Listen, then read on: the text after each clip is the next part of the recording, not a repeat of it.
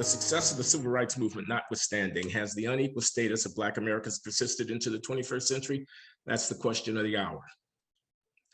Clear thinking about this problem requires, in my view, that we distinguish between the role played by anti-Black discrimination, past and present, and, as I have just suggested, the role of behavioral patterns to be found among some Blacks. I admit that this puts what is a very sensitive issue starkly. I acknowledge that anti-Black biases exist and that they should be remedied.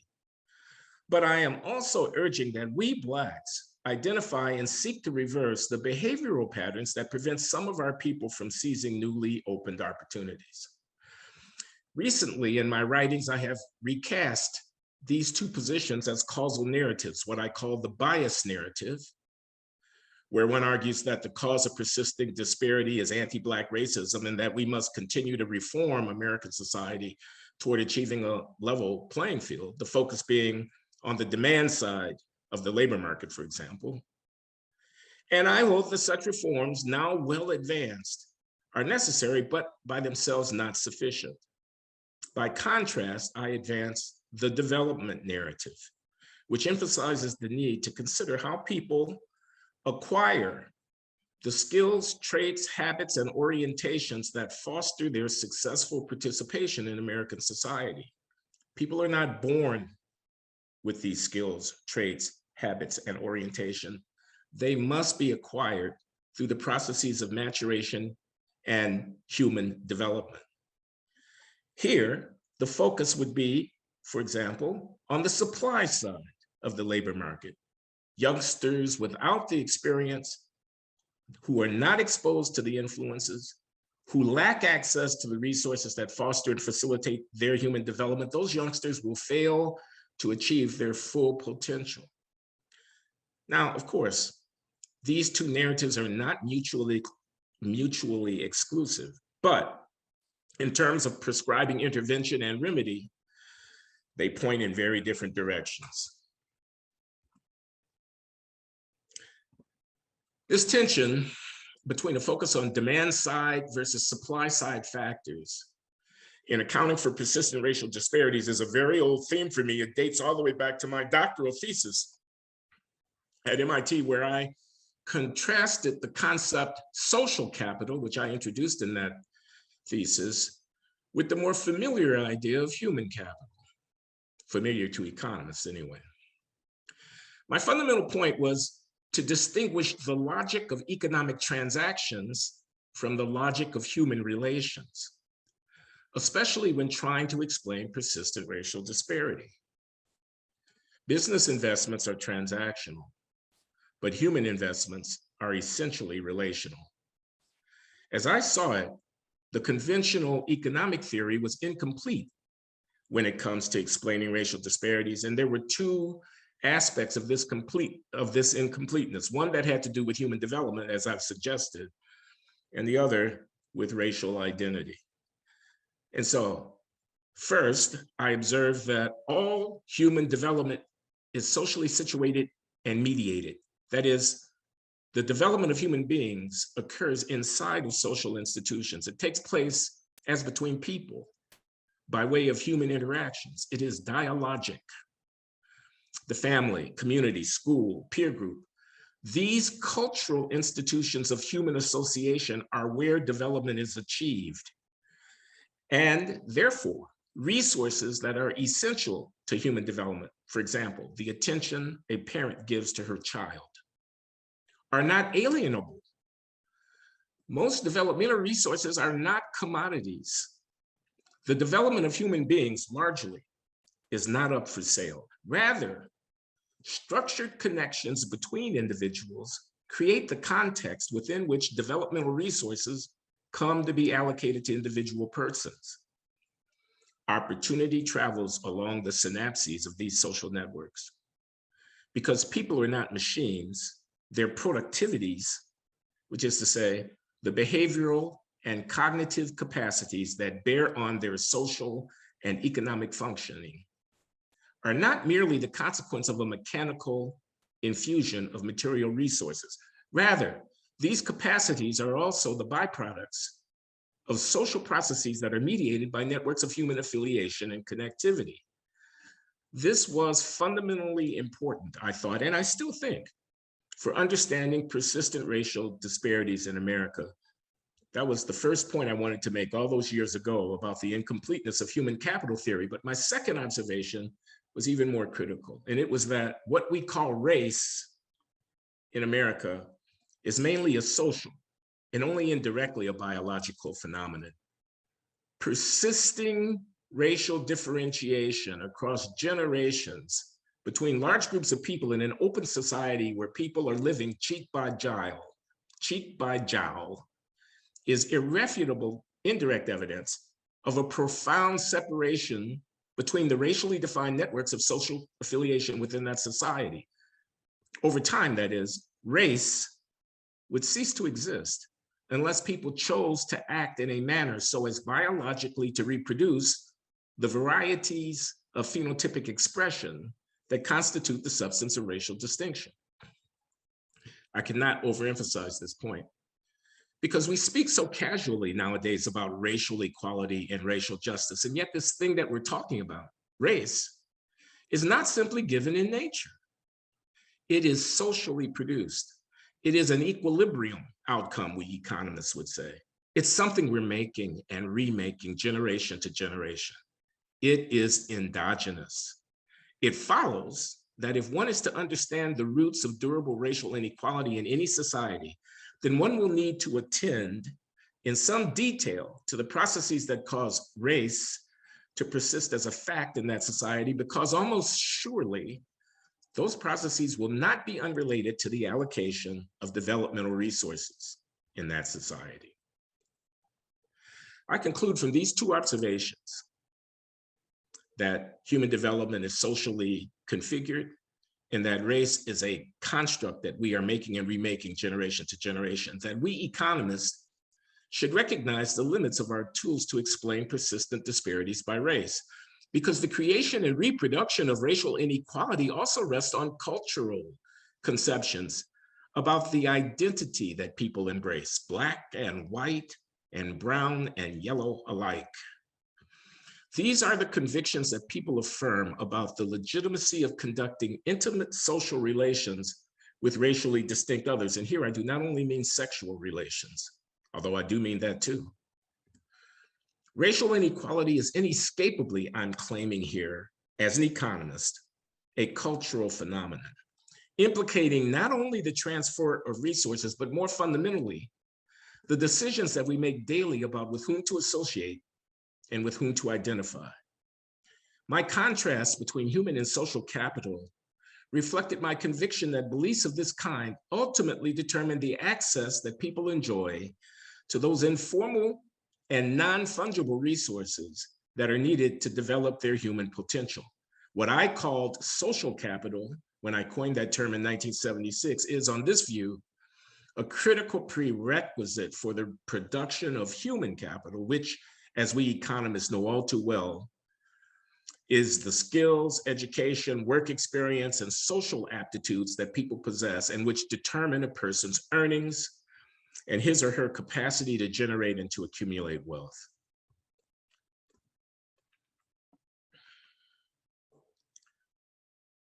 We Black Americans face a crucial choice of narratives, as I have suggested, whether to emphasize bias or development, whether to look to their politics or to our culture, whether to combat anti-Black racism or to rebuild the Black family, whether to embrace victimization or to accept responsibility.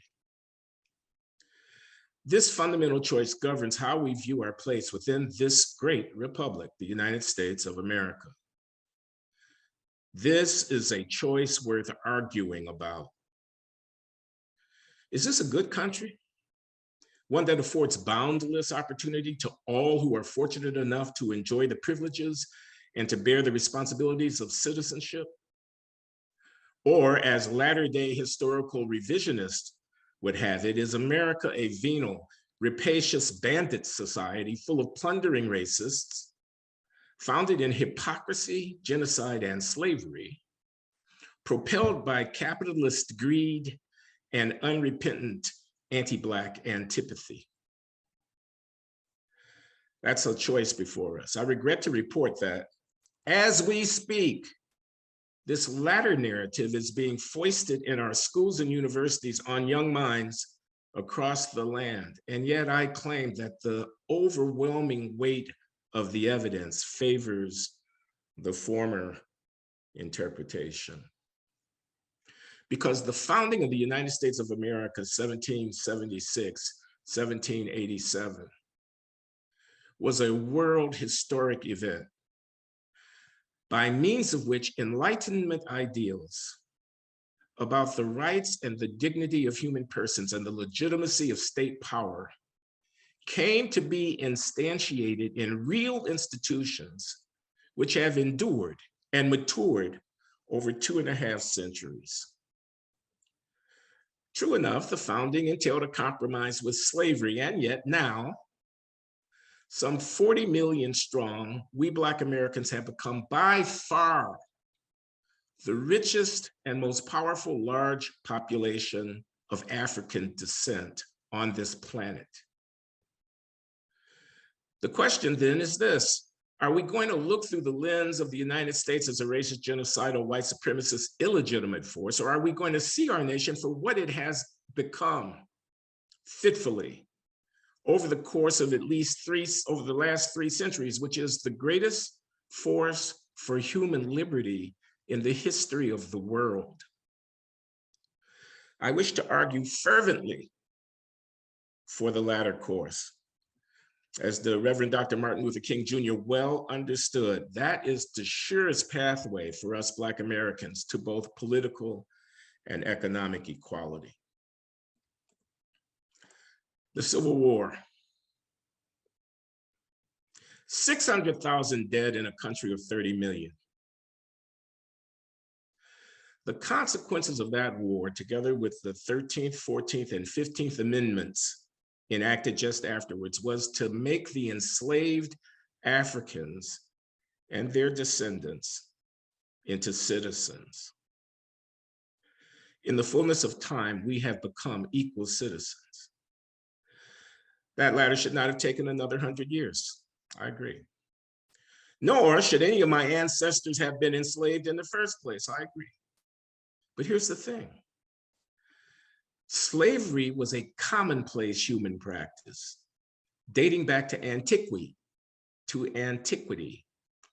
Emancipation, the freeing of 4 million enslaved persons as a result of a mass movement for abolition, that was a new idea, a Western idea, an American idea. It was the fruit of Enlightenment philosophy and Christian charity. It was an idea brought to fruition over a century and a half ago in our own United States of America with the liberation of an enslaved people.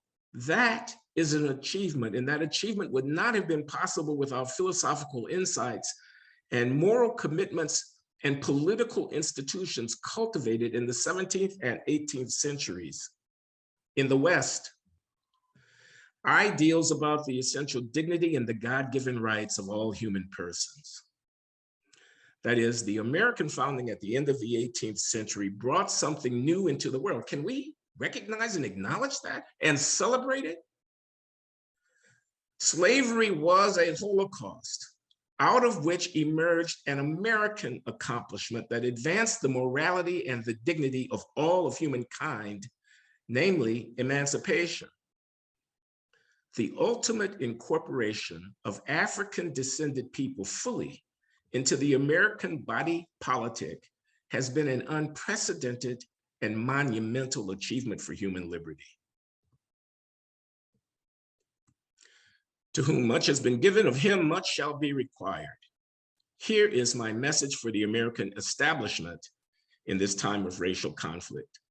While we cannot ignore the behavioral problems of this so-called underclass, this Black underclass, we should discuss and react to them as if we were talking about our own children, neighbors, and friends, because we are.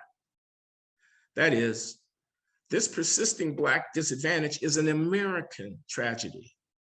It's a national, not merely a communal disgrace. Changing the definition of the American we is the only real solution for the racial inequality problem that afflicts our society. And that requires seeing ourselves as all being in the same boat, sharing a common citizenship and a common humanity, rather than seeing ourselves as rival racial groups, as between whom must be brokered some kind of quid pro quo.